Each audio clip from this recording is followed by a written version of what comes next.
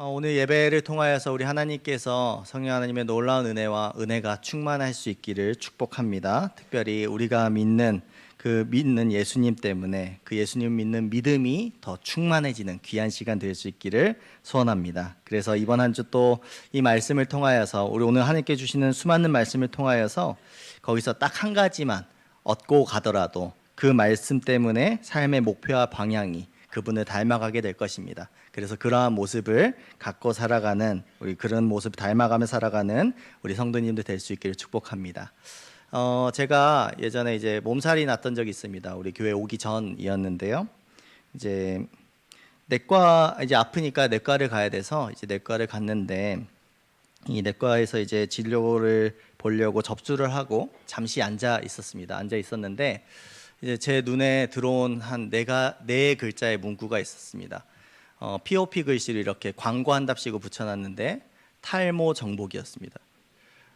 탈모 정복이고 우리 남자분들은 웃지 못합니다. 왜냐하면 이 고통과 아픔을 대한민국 1,000만인의 남자들이 이 모든 것들을 겪고 있기 때문이죠. 이 탈모 정복이라는 이 글씨가 있길래 굉장히 호기심이 갔습니다. 그리고 궁금했습니다. 왜냐하면 저희 아버님도 이제 탈모가 오셨고 저희 형님도 탈모가 오셨고 이제 나를 피해 가야 하는데 피해 갈 수 있는가에 대한 궁금함이 생겼던 것이죠. 그래서 이제 의사 선생님께 이제 만나 뵈려고 이렇게 들어갔는데 생각보다 지체됐습니다. 이 접수하고 기다리는 시간이 왜 지체됐는가 했으니까 이분이 이제 내시경 다른 환자의 내시경을 보고 이렇게 오신 것이죠.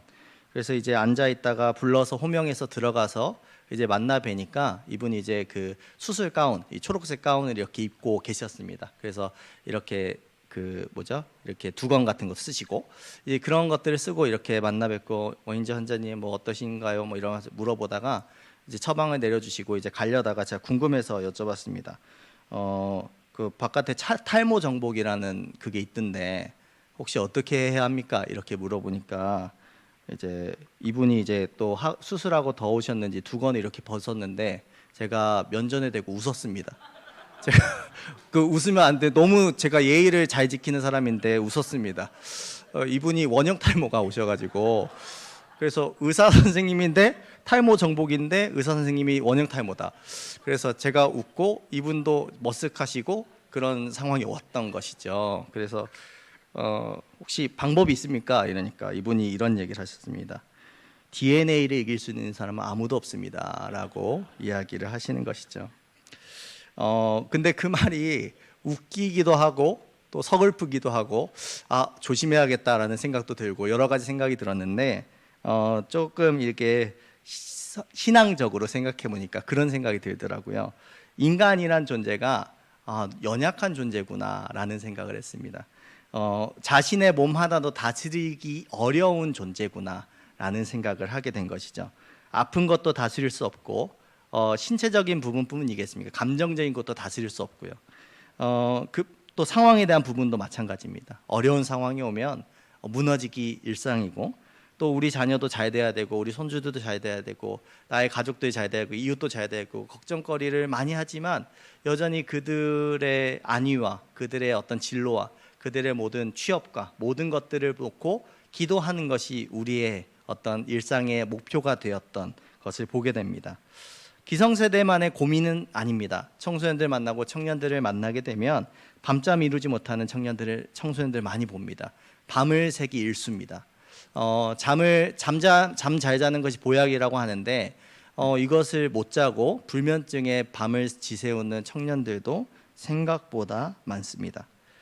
걱정과 근심에 쌓여가고 관계 어려움 때문에 어려움을 겪고 힘들어하는 사람들도 참 많습니다. 그래서 저도 짧은 인생이고 우리 성도님들도 다 아시겠지만 살아보니까 자신이 컨트롤할 수 있는 어떤 문제들은 몇 개 되지 않는다라는 것이죠. 남편도 컨트롤될 줄 알았는데 남편도 컨트롤되지 않고 자녀들이 컨트롤될 줄 알았는데 컨트롤되지 않는 모습들을 보게 되는 것이죠. 그래서 하나님께 더욱더 매달리게 되는 것 같습니다.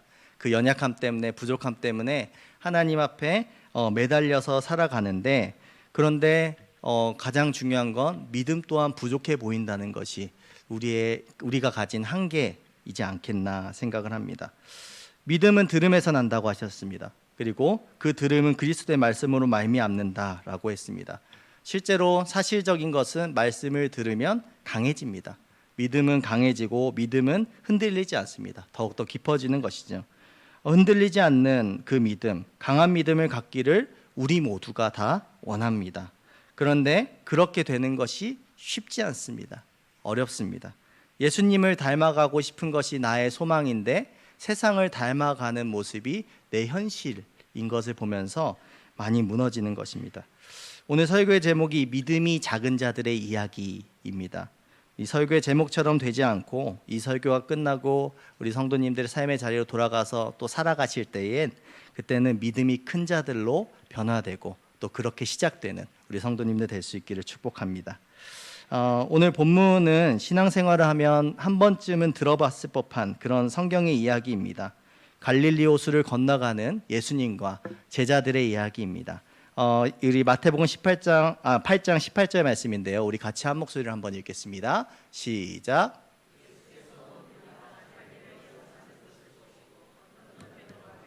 명하십니다. 아멘. 예수님이 이때 당시 굉장히 인기 스타였습니다. 사람들의 무리에 둘러싸여서 이것이 너무 불편했고 힘들어서 그들이 배척하는 것이 아닙니다. 사역이 버겁고 또 많은 말씀을 하셨던 상태였어서 건너편으로 가야겠다라는 이야기를 하셨습니다. 그래서 이 갈릴리 호수를 건너가게 되는데 성경에서 보니까 인터넷을 좀 찾아보니까 이런 배를 타고 가셨다고 합니다. 사진 한번 보여주십시오. 이런 배라고 합니다. 이런 배가 기본적으로 어부들이 타는 배였던 것이죠. 제자들의 배 중에 한 척이 아니었겠나 이런 생각을 하게 되는 것입니다. 그리고 그런 상황이었는데 가장 큰 문제는 뭐냐면 그 호숫가에서 풍랑을 만났다라는 것입니다. 다음 그림 보겠습니다. 굉장히 멋있는 장면입니다. 예수님 잠잠하라 그러니까 잠잠해지는 그런 놀라운 일들을 보게 되는 것이죠. 예수님은 주무셨습니다. 주무셨고 또 제자들은 배를 운행하게 되다가 지나가다가 이제 큰 노를 만났다라고 합니다. 우리 24절 말씀인데요. 우리 같이 한번 읽겠습니다. 시작. 바다에 큰 놀이 일어나 배가 물결에 덮이게 되었으니 예수께서는 주무시는지라. 아멘. 동일하게 마가복음 4장 그리고 누가복음 8장에는 광풍이라고 이야기합니다. 성경 영어로 보니까 크레이지 윈드라고 합니다. 그러니까 진짜 광풍입니다. 미친 바람입니다. 미친 듯이 바람이 불고 파도가 일렁이는 것을 보게 됩니다. 그러니까 결국에는 통제를 할 수 없는 바람과 파도를 만난 것이 제자들의 지금 상황이라는 것이죠. 그래서 제자들이 도저히 할 수 있는 일이 없었습니다. 그래서 예수님을 깨우게 됩니다. 그리고 주님, 우리를 구원해 주십시오. 우리 좀 살려 주십시오. 우리가 죽을 것 같습니다라는 그런 고백보다 아마 소리를 치지 않았겠나 그런 생각을 하게 되는 것이죠. 당연합니다. 예수님 붙드는 것이 당연합니다. 왜냐하면 그 전에 제자들은 기적을 보았고요. 기적을 보았고 사람을 살리는 것도 보았고 고치는 것도 보았고 말씀으로 변화되는 것도 보았고 많은 것들을 보게 됐습니다. 사람이 할 수 없는 일들을 보게 되니 이제 예수님 때문에 너무 신기한 분이니 이런 상황도 충분히 뒤집을 수 있는 분이다라는 것을 믿었던 것이죠. 그래서 그렇게 알고 있어서 예수님을 붙잡은 것입니다. 그런데 예수님이 그 가운데서 이런 이야기를 하십니다. 26절 말씀인데요. 우리 같이 한번 읽겠습니다. 시작. 예수께서 이르시되 어찌하여 무서워하느냐 믿음이 작은 자들아 하시고 곧 일어나사 바람과 바다를 꾸짖으시니 아주 잔잔하게 되거늘. 아멘. 소리치고 살려주십시오 했는데 꾸짖음 당하는, 죽을 위기에 놓여져 있는 사람들이 꾸짖음 당하는 그런 상황이 왔습니다. 믿음이 작다, 그냥 살려주시면 되겠는데 믿음이 작다 하면서 호통을 치시는 그 상황 속에서 호통을 치시는 예수님을 만나게 됩니다. 우리가 여기서 주목해야 할 내용은 어찌하여 무서워하느냐 믿음이 작은 자들아 라는 내용입니다. 주님을 찾았는데 믿음이 작다, 죽을 위기에 처했고 위태한 상황에 놓였는데 그런 소리를 들으니 제자들의 입장에서는 아마 죽을 것 같긴 한데 억울했을 것 같습니다. 많은 사람들은 고쳐주셨고 많은 사람들은 구해주셨는데 우리를 혼내시는 모습을 보게 되는 것이죠. 궁금할 법 같았습니다. 반신반의하고 왜 우리가 혼나야 하는가?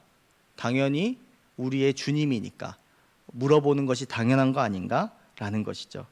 아마 제자들은 아마 이런 식으로 오해하지 않았겠나 생각을 합니다. 너의 믿음이 그 정도밖에 안 되냐? 이 정도 나와 함께 하는데 그게 뭐가 문제냐? 이 정도 못 이겨내냐? 이 정도는 충분히 이겨내야 되는 거 아니냐? 내가 죽은 사람도 살렸고 많은 사람 살렸는데 그게 뭐가 문제냐? 그거 못 믿냐? 라는 그런 걸로 꾸짖으시는 건 아닌가라는 것이죠. 우리의 이야기로 바꿔본다면 이런 겁니다. 죽을 것만 같은 상황을 만났는데 앞이 보이지 않는 상황을 만났는데도 주님을 찾는데 야 그거 하나 못 믿냐? 네 믿음이 그렇게 작았냐? 이거 내가 못 해결할 것 같냐? 라는 이야기로 우리를 책망하시는 것 같은 느낌이다라는 것이죠. 그런데 제일 중요한 것은 하나님은 우리를 책망하시는 분이 아니다라는 것입니다. 히브리서 4장 15절 말씀인데요. 우리 같이 한번 읽겠습니다. 시작. 우리에게 있는 대제사장은 우리의 연약함을 동정하지 못하시리가 아니요 모든 일에 우리와 똑같이 시험을 받으시니로되 죄는 없으시니라. 아멘. 오히려 본문에 나오는 믿음이 작다라고 하는 이 말은 사실은 이 말의 진짜 뜻은 너가 나를 언제 찾고 있느냐라는 이야기입니다. 그래서 우리가 기억해야 할 예수님의 가르침은 이것입니다. 믿음이 큰 자들의 특징은 자신의 연약함을 알고 예수님을 먼저 찾는 것입니다. 이 예수님은 마태복음 4장부터 어부인 제자들을 이렇게 불러주셨습니다. 가르치시는 일을 했습니다.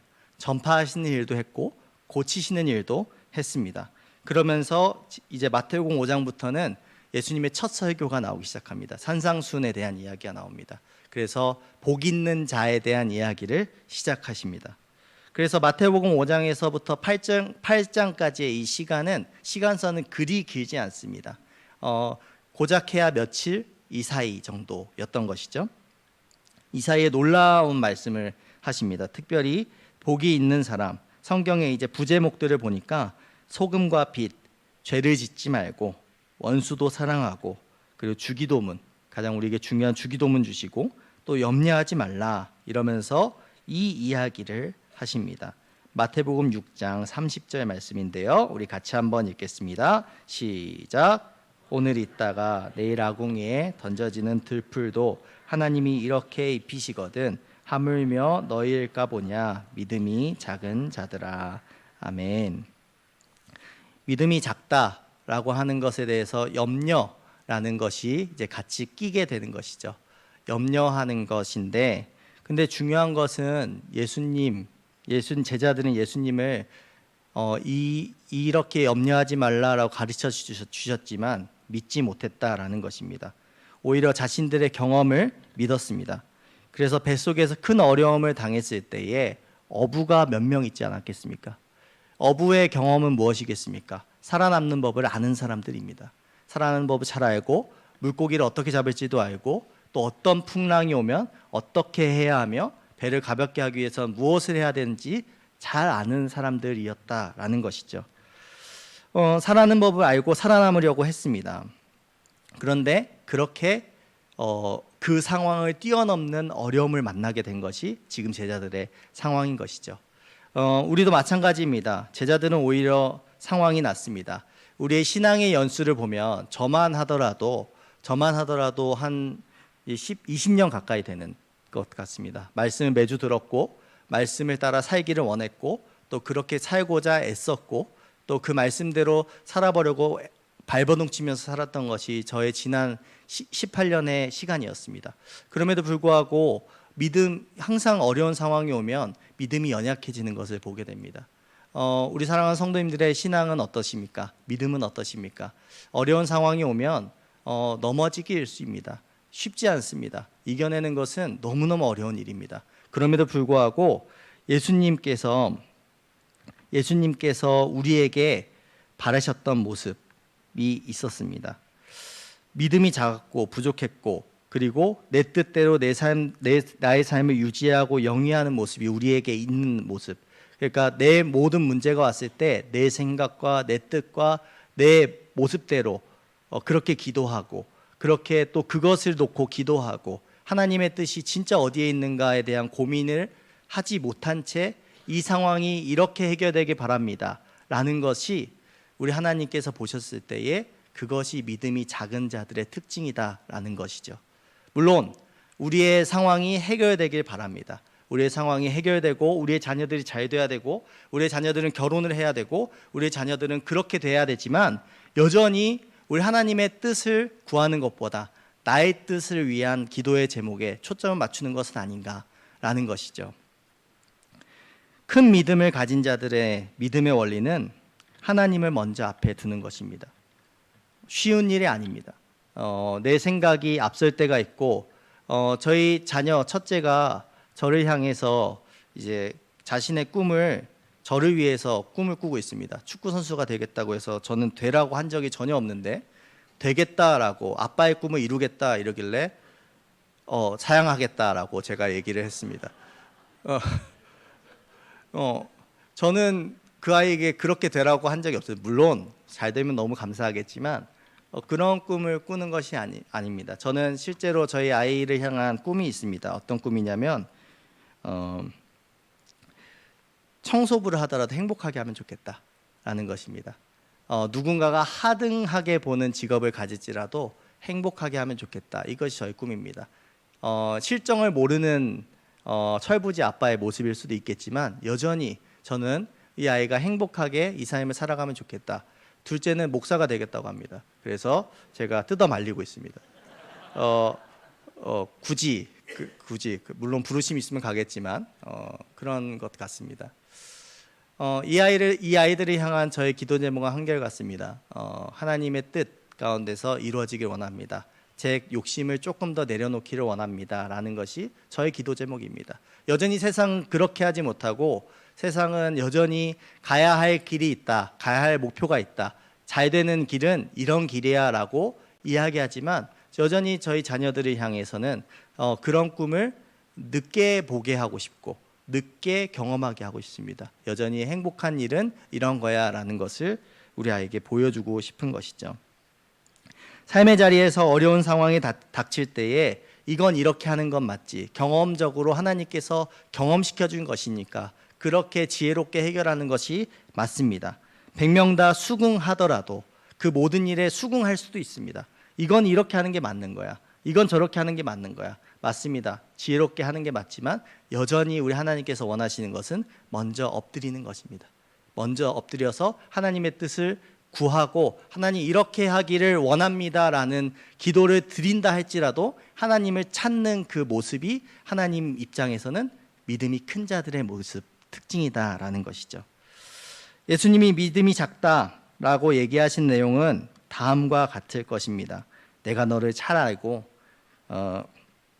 내가 너의 연약함을 잘 알고 너의 믿음 작은 것도 잘 알고 그렇지만 너의 방식대로 너의 모든 문제를 해결하고 하나님 감사합니다의 고백을 듣고 싶지 않다라는 것입니다. 너의 자아가 커지면 나에 대한 믿음은 작아질 것이다. 내가 너의 문제에 깊이 개입하고 싶다라는 것이 우리 하나님의 뜻입니다. 그때 내 힘으로 애쓰고 노력해서 해결하고 그리고 해결하게 해주시니 감사합니다 정도가 아니라 하나님 제가 이런 일이 생겼는데 어떻게 해야 하겠습니까? 하나님 좋은 사람 붙여주시고 하나님 이 일을 어떻게 해결할지 지혜를 주십시오. 설령 내 안에 내 경험대로 해결한다 할지라도 그 모든 일의 결과는 우리 하나님께 쥐고 계시니 우리 하나님께서 하나님의 뜻 가운데 이루어 주십시오 라는 그 기도가 중요한 것이죠. 물론 본당에 나와서 기도하는 건 너무너무 중요합니다만 그것보다도 삶의 자리에서 그 위급한 상황이 왔을 때 하나님을 우선시하면서 마음을 두는 것이 우리 크리스찬들에게 중요하다라고 오늘 말씀하시는 것입니다. 이것이 우리 하나님의 마음입니다. 이 마음을 받을 수 있기를 축복합니다. 저에게 이런 경험이 있습니다. 아주 작은 경험인데요. 예전에 옹기장이라는 찬양팀이 있었습니다. 옹기장이라는 찬양팀이 있었는데 제가 생각보다 유명한 사람들 좀 압니다.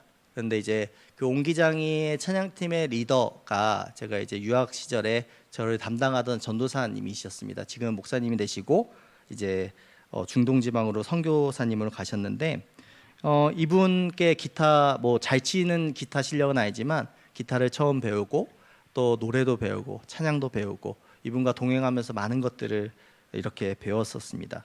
그러면서 이제 제가 서울에서 신앙생활을 같이 이제 다시 하면서 청년부 수련회를 가는데 이제 찬양 인도에 대한 사실은 막막한 꿈 같은 것들이 있었지만 우리 하나님께서 뭐 들어주시든 안 들어주시든 괜찮다라는 생각을 했는데 청년부 때 처음인데 그냥 찬양 인도 하면 좋겠다라는 이야기를 한 겁니다. 첫 찬양 인도였습니다. 근데 수련회 첫날 그걸 하라길래 제가 한사코 거절을 몇 번 하다가 그때 그 다른 담당 전도사님께서 이렇게 말씀하셔서 제가 이렇게 진행을 하게 됐습니다. 진행하고자 하니까 그런 생각이 드는 겁니다. 누구한테 도움을 구해야 되지? 누구한테 도움을 구하고 누구한테 해야 되지? 라는 생각을 하면서 우리 이 기타를 가르쳐 주신 전도사님께 연락해서 콘티 어떻게 짜요? 찬양을 어떻게 준비해야 합니까? 라는 것을 물어보고 싶었습니다. 그래서 전화기를 들고 전화를 눌러서 통화음을 가고 있는데 불현듯 그런 생각이 들었습니다. 하나님께 먼저 물어보면 좋겠다. 그래서 전화를 끊고 그렇게 그 버스 안에서 기도를 열심히 하고 집에 와서 어떻게 짜지 1시간에 열심히 고민하다가 이건 좋은 방법이 아닙니다. 근데 그런 방법을 썼습니다. 성경책 그냥 이렇게 무작위로 펴져서 처음 보이는 말씀 그거에 맞는 찬양 5곡을 그렇게 골랐습니다. 그렇게 5번을 펼쳐서 이렇게 골랐습니다. 처음 폈는데 시편 23편이었습니다. 그래서 그렇게 하고 평안에 대해서 그래서 평안을 너에게 주노라 막 이러면서 막 온갖 걸 찾았죠. 그러고 나서 이제 수련회장을 가서 이렇게 부족한 거지만 반주자와 함께 이렇게 찬양을 했는데 저의 이야기가 아니라 우리 하나님께서 일하셨구나라는 생각을 할 정도로 그 가운데 은혜가 많았다, 은혜가 좀 넘쳤다라는 얘기를 합니다. 저를 높이고 싶어서가 아니라 우리 하나님께서 하나님을 먼저 찾는 자들에게 주시고자 하는 놀라운 은혜가 따로 예비되어 있구나라는 것을 그때 그런 체험을 통해서 경험하게 되었습니다. 사랑하는 여러분, 하나님이 보시는 귀한 마음, 귀히 보시는 마음은 하나님을 먼저 두는 마음입니다. 하나님을 먼저 두고자 하는 노력입니다. 내 생각과 내 경험과 내 경험치가 하나님의 말씀을 뛰어넘을 정도로 많은 경험을 했다 할지라도 여전히 하나님은 우리의 경험을 뛰어넘는 분이십니다. 그래서 우리의 기대와 우리의 생각과 우리의 모든 것보다 더 훨씬 월등하게 뛰어넘으실 수 있는 분이 우리 하나님입니다. 그래서 우리 하나님께서 그러한 길을 여시겠다, 새로운 길을 여시겠다 한다면 나의 경험은 잠시 접어두고 하나님께 엎드릴 수 있는 우리 사랑하는 성도님들 될 수 있기를 축복합니다. 내 뜻대로 해결하고 싶을 때가 있습니다. 설령 해결한다 할지라도 하나님 앞에 다시금 하나님 내가 이렇게 해결했는데 하나님 부족하지만 우리 하나님께서 은혜 주시고 힘 주셔서 이 모든 일을 잘 감당하게 해주십시오. 설령 다른 길로 가라 하면 다른 길로 가기를 원합니다. 라는 그러한 기도 제목이 그리고 그러한 기도가 우리 하나님을 기쁘시게 하는 기도다라는 것입니다. 그리고 그러한 자들을 향해서 큰 믿음을 가진 자들아라고 우리 예수님께서 말씀하실 것 같습니다. 하나님 앞에 그렇게 맡겨드리는 기도와 하나님 앞에 맡겨드리는 그 의지와 하나님께 맡겨드리는 그 맡김이 그 모든 문제의 판도를 뒤엎는 기도가 될 것입니다. 우리의 믿음의 크기는 여기서부터 시작됩니다. 큰 믿음을 가지는 우리 사랑하는 성도님들 될 수 있기를 그리스도의 이름으로 축복합니다. 말씀을 맺겠습니다. 우리 베드로전서 5장 6절 7절 말씀인데요. 우리 같이 한번 읽겠습니다. 시작. 그러므로 하나님의 능하신 손 아래에서 겸손하라. 때가 되면 너희를 높이시리라. 너희 염려를 다 주께 맡기라. 이는 그가 너희를 돌보심이라. 아멘. 말씀을 맺을 때 무엇을 가지고 맺을까 생각했을 때 그런 생각이 들었습니다. 베드로가 예수님의 수제자라고 자칭하면서 다녔습니다. 그리고 베드로가 성장하면서 순간순간 자신이 할 수 없는 고백들을 합니다. 주는 그리스도시요 살아계신 하나님의 아들입니다. 배반하기도 했고요. 예수님 만나서 제가 주님을 이래도 사랑합니다라는 고백들도 하게 됩니다. 그러면서 이 베드로가 그 이후에 카톨릭에서는 성인이라는 칭호를 받으면서 첫 교회를 여는 어떤 열쇠를 가지게 되는 것이죠. 그러면서 베드로가 쓴 이 성경의 책은 단 한 장, 한 권이지만 그 가운데 우리 하나님께서 이러한 얘기를 하신 거죠. 자신의 경험을 통해서 얘기한 것입니다. 하나님의 능하신 손 아래에서 겸손하게 엎드리라. 때가 되면 너희를 높일 것이다. 너희 염려를 다 주께 맡기라. 그가 너희를 돌볼 것이다. 라는 이야기는 그저 좋은 수식어를 붙이기 위해서 한 것이 아니라 자신의 철저한 경험을 통해서 나온 것입니다. 그렇게 하나님께 맡기는 기도, 먼저 찾는 기도, 하나님 앞에 엎드리는 그러한 모습들을 통하여서 우리 하나님께서 베드로를 성인으로서 또 참된 제자로서 만들어 가십니다. 사랑하는 여러분, 이러한 모습이 우리의 삶 가운데 있기를 소원합니다. 여전히 우리의 마음이 굳었다 할지라도 우리 성령 하나님께서 다시금 우리의 마음에 불을 지피셔서 먼저 찾는 기도, 하나님을 먼저 알아가는 기도, 그러한 모든 신앙의 행위와 하나님 앞에 엎드리는 그 행위를 통하여서 우리 하나님은 우리를 큰 믿음이 있는 자들로 세워가실 것입니다. 그러한 믿음 갖는 우리 성도님들 될 수 있기를 그리스도의 이름으로 축복합니다.